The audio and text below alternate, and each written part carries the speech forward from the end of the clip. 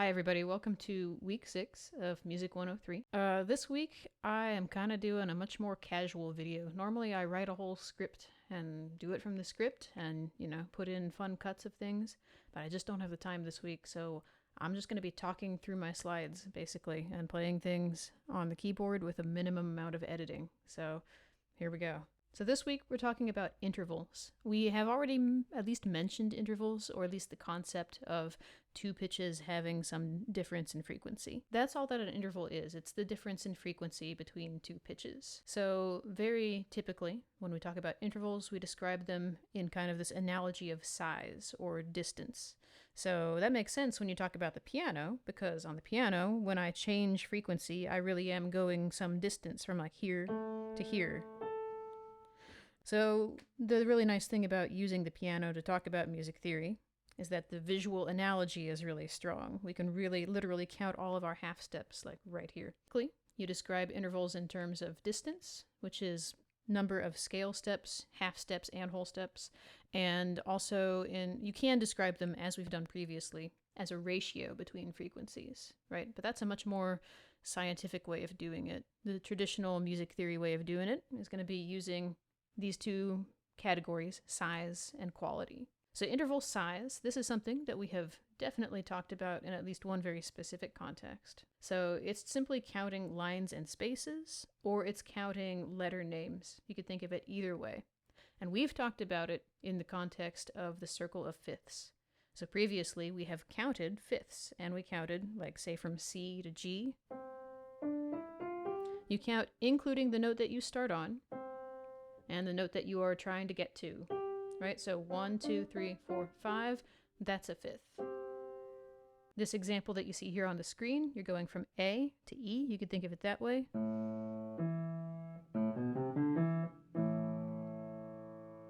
It doesn't really matter what notes fall in between those two notes. That doesn't really affect the nature of it being a fifth in any way. This number, a fifth, is the interval's size. So size is a number. It means how many lines and spaces did you cross, basically, to make this interval. So I also put down the frequencies for these two pitches. This A, which is an A2, is 110 hertz, and the E above it is 165 hertz. And I just wanted to make the point that, yes, we can talk about them in terms of number size and interval. So you could also think of it in terms of ratio, like 55 plus 55 plus 55, that's the upper frequency, to just two 55s. Once again, it's a 3-to-2 ratio, which we've already identified in the past as being a fifth. So in other words, this top note is vibrating 3 times to every 2 vibrations of this lower note.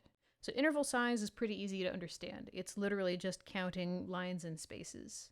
But not every place on the keyboard is going to get you exactly the same thing as you count lines and spaces. Let me show you what I mean. So like C to G. That's a total of 1, 2, 3, 4, 5, 6, 7 half steps. And it's also a fifth because it's 5 letter names, C, D, E, F, G. Okay, so if I move down one and go from B to F, first of all, you can hear that it sounds definitely different from this in an important way. Second of all, if you count up how many half steps are in it, right? B to C, C sharp, D, E flat, E, F. That's only 6 half steps. So it's also a fifth, but it's slightly smaller than this one was. So that's a very important thing to be able to spot. That's what's called interval quality. 2 intervals with the same number of lines and spaces, as it says on the screen, may have a different number of half steps in them. And that makes them slightly different in how they sound and how they behave. And the term for this is interval quality. Quality really just means like a sort of more fine-grained way of spotting the size. So we got a couple examples on this slide. First one, we're going from an E to a G. If we count how many half steps are in there between E and G, it's 1, 2, 3. That's a minor third. We've seen minor thirds before. If I make this G into a G sharp instead of a regular G, then I'm adding one more half step, and I end up with this slightly larger interval. Now, it's still 3 lines and spaces, or 3 letter names, because I'm still going from an E to some kind of G. So when we have a smaller version of many of our intervals, we call it minor. This would be a minor third. When we have a larger version, we call it major. And if you think back to last week when we talked about minor scales, it's the same thing, right? Remember the difference between the distance between tonic and mediant in my major scale, right? C to E, for example, that's my major third. The distance between tonic and mediant in my minor scale, like C to E flat, for example, that's my minor third. So they're connected, these concepts, major and minor, right? It's the major or minorness of the distance between tonic and mediant that makes it a major or minor scale. I think where it gets maybe slightly confusing is sorting out what are all the possible interval qualities and when do you use them. So not all qualities necessarily apply to all kinds of intervals. So take this top row, which is all thirds. They're all some kind of third because they're all going from G to some kind of B. So the second from the left, you've got G and B flat. If we count how many actual half steps are in this, right? G to A flat to A to B flat. There's only 3. It must be a minor third. And if you know your scales, you can double check this because you ask yourself, okay, if I were in G minor, would I have B or would I have B flat in the mediant spot? And you would have B flat. That's what makes it sound like minor. So on and so forth. So next to this, we have G followed by regular B. And you can probably already see what I'm going to say. It's got one more half step, total of 4, making it the larger third and making it the distance between tonic and mediant in my G major scale. So that's great. It's kind of easy to understand major and minor in this concept because they have to do with how we would do things in a major scale or a minor scale. There's circumstances where you can actually make these intervals like bigger or smaller than they maybe should be. You could think of it that way. So let's say I've got a G and a B, but I make it a B sharp. Well, that sounds odd. And if you see my hands, you see that I'm actually playing a C, which is what B sharp is when it's enharmonically respelled. So because this is even larger than the major version, we would call it an augmented third. Now, I know what some of you are going to say. You're going to say, but this is actually a fourth, right? Because you're going from G to C. And you could count it G, A, B, C. You sure could if it were spelled as a C. But in this case, it's spelled as a B sharp. So you're still counting it as a third because you're still going 3 letter names. G, some kind of A, some kind of B. Okay, so the reverse example is also true. If you look on the far left, where it says diminished, so I had, like, say, a G and a B flat, making a minor third, and then I raise my G up to G sharp. And I end up with these 2 notes. And you might very well be going, that doesn't sound like a third anymore. That sounds like it's too small to be a third. You're right. So this is actually a diminished third. It sounds too small to be a third. That's what distinguishes the diminished and augmented intervals. They sound like they should be something else because they could be respelled as something else. So I could respell this G sharp as A flat, and that would make this just 2 letter names apart, A flat and B flat. That would make it some kind of second. So if you can respell it as something either larger or smaller, then it's probably diminished or augmented.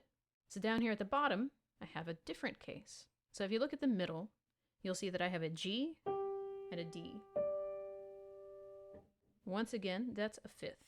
We know because we could count 5 letter names, G, A, B, C, D. So this particular kind of fifth is a perfect fifth, and it has this sort of sound quality to it.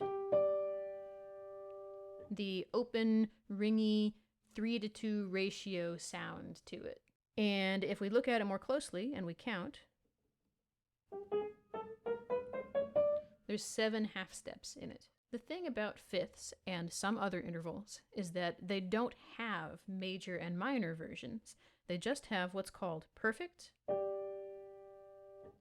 or augmented and diminished versions. If I make this 1 half step larger, 8 half steps, by changing it from D to D sharp,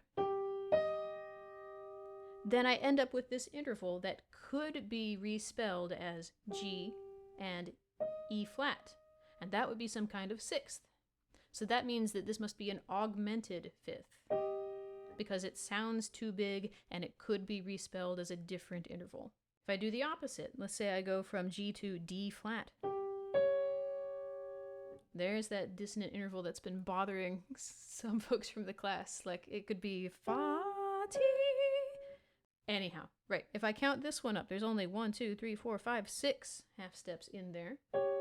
It's too small to be a perfect fifth, and I could respell it as G to C sharp. So that would make it a diminished fifth, because we're still crossing 5 lines and spaces. We're still going 5 letter names from G to some kind of D, as it's written on the staff right now. So some particular intervals have perfect quality or else augmented diminished. Most of them have this toggle between major, minor. Like seconds can be major or minor.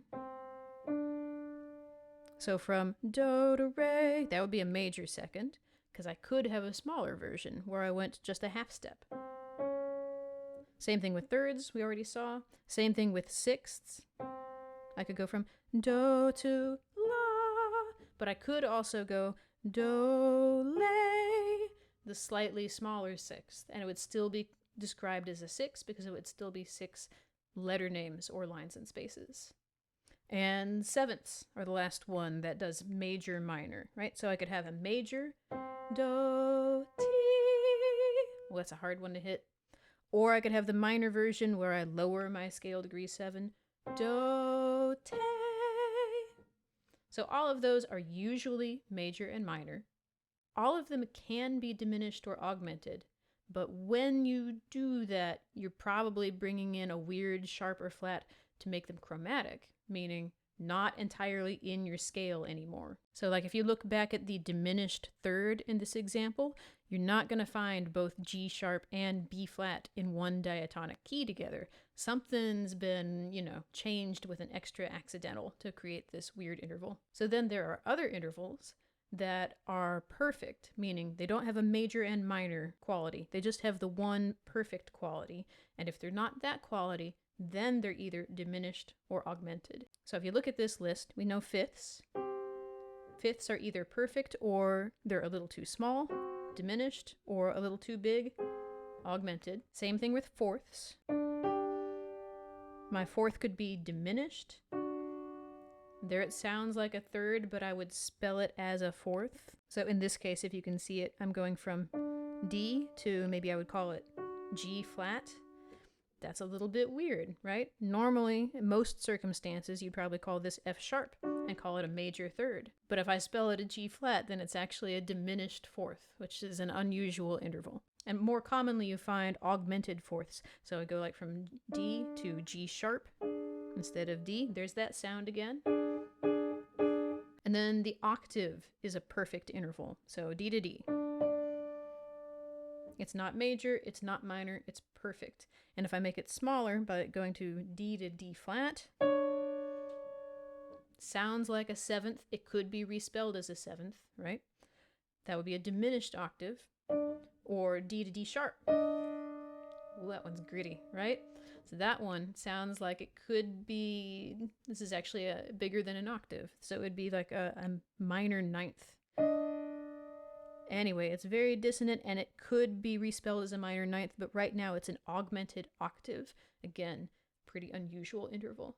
So here's the part that I think is maybe most crucial to understand, is like, why are some of these intervals major, minor, and other ones perfect?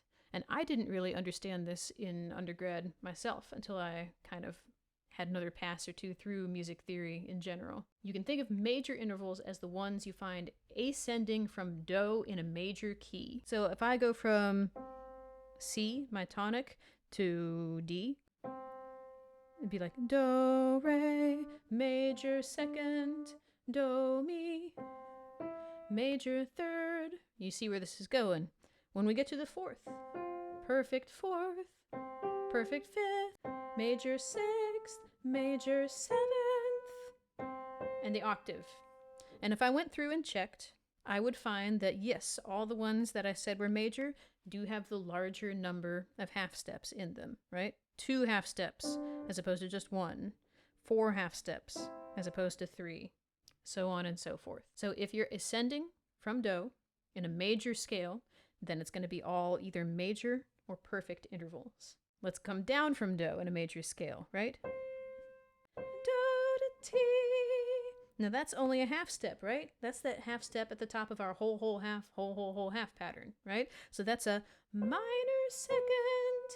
You kind of see where this is going. Minor third. And now we get to this spot from C down to G. That's a perfect fourth, because it turns out going down from the top to something a fourth below is exactly the same number of half steps as like it was coming up, right? This is 5 half steps. This is 5 half steps.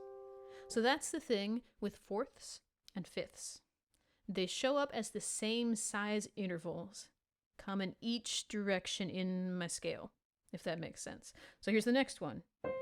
So do down to fa. That's a perfect fifth.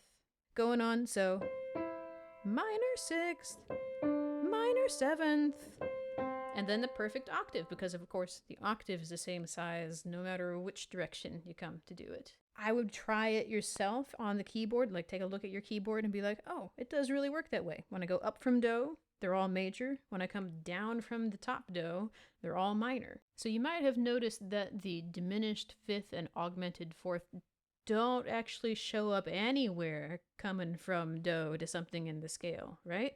You only find those in the 2 weird spots of the diatonic scale between scale degrees. Oh, I bet you can guess. Yep, scale degrees 4 and 7, right? The 2 half step spots from like say F to B.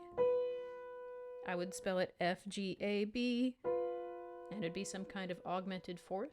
You see it there on the right-hand side of this little chart.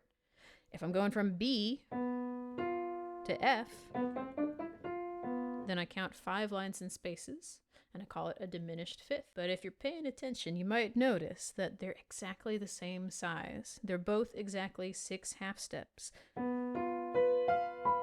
So I could do like this pile of them, and they're all the same size all the time. It's a weird interval. It's sometimes called the tritone because it's 3 whole steps piled on each other.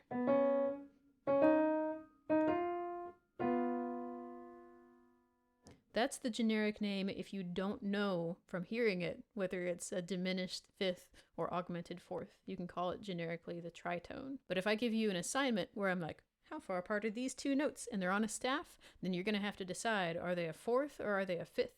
And it depends on how many lines and spaces you actually cross. So knowing that major intervals are created when we're thinking about coming up from do, major second, and so on and so forth, and minor intervals are when we're coming down from do, minor second, and so on and so forth. This gives us a technique for figuring out pretty quickly the size and quality of an interval. So that technique is asking yourself, and here's something else to memorize, right? Is the higher note that you see in the major key of the lower note. On the left, we have E, and we have G sharp again. And I'm taking down an octave here. So you ask yourself, in my key of E major, do I have a G sharp? This is where you get out your circle of fifths, or maybe you visualize your circle of fifths and you're like, was that over on the sharp side? Yep, it sure is. It's a bunch of sharps, and one of them is G sharp. So the answer is yes. You do, in fact, have a G sharp in your scale for E major. So what does that mean? It means that this must be either a major or a perfect interval. And it's not going to be perfect because there's no such thing as a perfect third. There are, once again, only perfect octaves, fifths, fourths, and unisons. But we're not going to worry about unisons right this second. So take this one on the left, which is E to just regular old G. Once again, you ask yourself, do I have plain old regular G in my key of E major? Nope, you don't, because you have G sharp. So you're not going to have regular G when you already have G sharp. So this must be 1/2 step smaller, and you can actually count and compare, right? So E to G sharp, the one we just did, that's 1, 2, 3, 4 half steps. This one is going to be only 1, 2, 3. It is definitely the smaller version. So that makes it a minor third. So if your higher note isn't in the key of the lower note, it's going to be either minor, diminished, or in some cases augmented. So say that I have F and B natural. And I ask myself, do I have B natural in my key of F major? And I don't. It's too high, right? I should have a B flat here if I were in F major. It's some kind of fourth because it's F, G, A, B, but it's too big, so this one's augmented. So technique number 1 is all about knowing your keys or having your circle of fifths wheel and being able to compare, like, is this in my key of the lower note or not? Technique number 2, brute force memorization of how many half steps are in each interval, and then you just count a whole lot of half steps, which is a little tedious, but it gets the job done. So you could do it this way. You could be like, all right, it's going to be either major second, which is 2 half steps, or minor, which is 1. It's going to be either major sixth, which is a total of 9 half steps, or minor, which is 8. And then you'd have to remember that diminished would be even one smaller than that, and augmented would be even one bigger than the major version. It works, right? And if this is the way your brain works, then this will get the job done, as I said. But I think it's really useful to be able to spot it by whether or not it's in an ascending major scale, because that has some implications about how we would sing it with solfege, and that's also kind of important. So as we're talking about intervals and learning what they sound like and how to judge their size and quality, something to keep in mind is that they're not like randomly scattered throughout music, right? When we hear a particular interval, chances are pretty good that it's going to correspond to specific parts of the scale. And that means that we can kind of expect intervals to be sung with specific solfege, and that can help us get used to hearing them correctly. So for example, take this interval E flat and B flat, which is a perfect fifth. And I could confirm that by asking myself, do I have B flat in my key of E flat? I sure do. When I hear this, I interpret it as this is probably the tonic of a scale, and this is probably the fifth above it, the dominant. Okay, so I would hear it as either do, sol, or la, mi, because I would also find it between tonic and dominant in a minor scale too. There's others it could be, right? I could be in like this key, and it could be re and la, fa and do. Those are all perfect fifths. There's lots of perfect fifths in your diatonic major scale. It's just that some of them are probably going to show up more than others. So do and sol, or la and mi, those are both really good candidates for solfege that fit this interval. So not every interval that we come across, of course, is going to start on do or even have do in it. So it's really handy to be able to hear an interval and be like, oh, I can totally sing that do, ti. Great. But you also need to be able to spot them when they don't start on do. So I made a little list here of common intervals that don't start on do, and a bunch of them don't even have do in them. Yeah, you could have a minor second that's like do and re, or the flat version, which is ra, sorry. More commonly, though, you're going to find half steps between fa and mi, because that's where they show up in our whole half pattern. So when I hear a half step, I kind of expect it to be fa, mi, or maybe ti, do. But yeah, there's a bunch, like mi, sol. When I hear a minor third, I kind of expect it to be that. If I'm in a minor key, la, do. If I hear a major third, right, it could be do, mi, that's super common. But it could also be like fa, la. When I hear a perfect fourth, an awful lot of the time it's sol, do, especially if you hear it as what is called an anacrusis.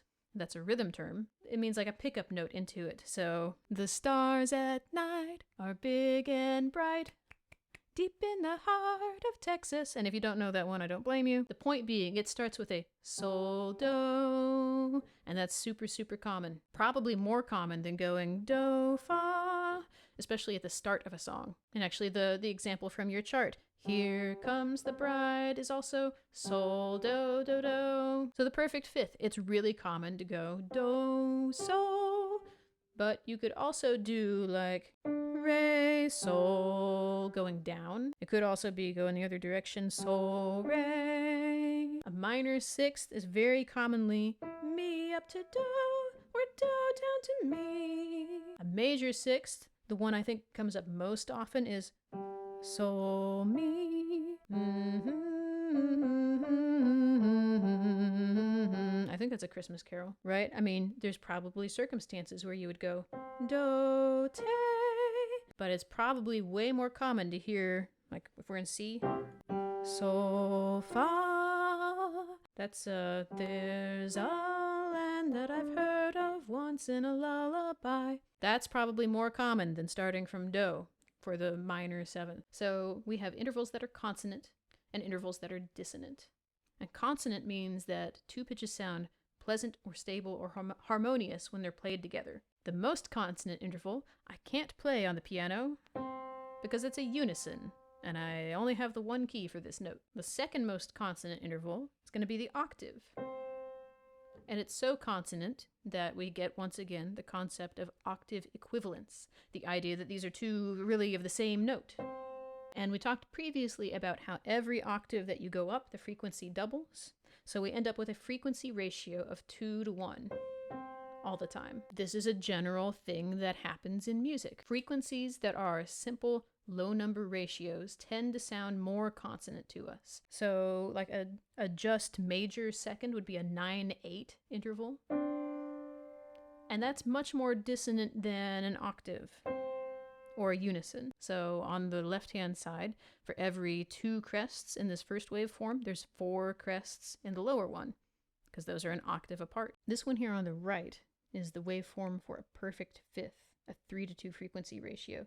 So you have 2 complete cycles here, and it crosses 0 to finish 2 cycles right here, and at the same time point, this one has finished 3 complete cycles. So generally, when we have like the small numbers of waves happening in the same, before the cycle repeats all over again, we perceive that as being more consonant than ones where the mathematics gets more complicated and you have more divisions before things line back up again. The intervals that are typically thought of as being consonant in our diatonic system includes, of course, the unison, the octave, the perfect fifth. After that, major and minor thirds are both considered to be consonant. Now, which one is more consonant, that's going to kind of depend on context, right? Maybe major third is a little bit more consonant because it sounds like do and mi, and that kind of makes us happy. Same thing with major and minor sixth. There, I think it's a lot less clear, like which is more consonant, the major or the minor sixth. And that one will depend very much on musical context. The fourth is consonant, but there's a lot of music history tradition that says in some contexts it's not consonant, especially when we get to talking about counterpoint. A fourth on its own is considered to be not right because it's not as consonant and nice sounding as a third on one side of it or a fifth on the other side of it. So it's considered to be like this point where it's like it wants to keep on moving down to get to somewhere more stable. So there's probably musical contexts where the fourth is really stable and others where it's not. So our dissonant intervals include seconds, sevenths, and diminished fifth / augmented fourths. Those are almost always considered dissonant. Some are going to be more dissonant than others, and once again, it depends on context. For example, the major second, probably more consonant than the minor second. Because these two notes are a half step apart, it sounds like they're really fighting each other. So it's kind of like when I get closer to being like a really consonant thing, but I'm not quite there, that's like extra dissonant, because this could be a unison, but it's not quite. Same thing with the sevenths. So my minor seventh is probably a little bit less dissonant than my major seventh, because the major seventh is almost an octave and you really kind of want it to go like that and stabilize itself. And then once again, diminished fifths and augmented fourths, they are this weird tritone interval. They're kind of unstable because they're sort of in between the perfect fifth, which is way more consonant, and the perfect fourth, which is still more consonant than the augmented fourth or diminished fifth. Something to bear in mind is that major, minor, and even perfect don't necessarily have like a one-to-one correspondence to whether we perceive something as being dissonant or consonant. So if I'm playing like a jazz chart, I'm going to play these chords that have this added seventh on them all the time. And in the right context, they're not going to sound dissonant. They're going to sound pretty consonant and pretty stable. It depends very much on our perceptions and our expectations for whether or not something is really dissonant or consonant. Something else to keep in mind is that interval quality, like major minor, that does not map to whether something is dissonant or consonant. Like, it's not like a rule that all major intervals are more consonant or that all minor intervals are more dissonant. It really depends on context, very much. Okay, so this has been a sort of quick and dirty overview of intervals, presented in a very less formal than usual way. We'll do a lot of exercises with these next week. I'm going to try to also do a video on compound meter and get in some rhythm work next week as well. So until then, I hope you guys have a great weekend, and I'll talk to you soon.